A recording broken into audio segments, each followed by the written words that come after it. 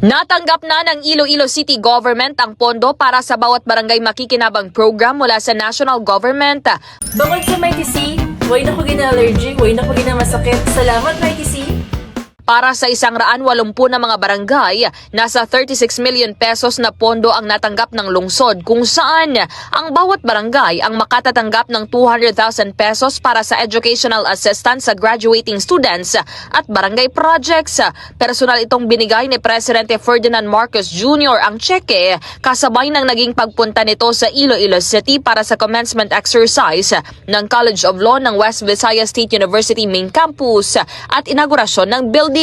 Natanggap rin ng lalawigan ng Iloilo, Antique, Capiz, Guimaras at Aklan ng pondo para sa nasabing programa. At para sa MyTC Network News, ito si K5 Kim Montaño Caluyo para sa Kampiyon na Balita, Serbisyo Publiko at Kasiyahan sa Iloilo, K5 News FM. Bukod sa Mighty C, way na ko gina-allergy, way na ko gina-masakit. Salamat Mighty C!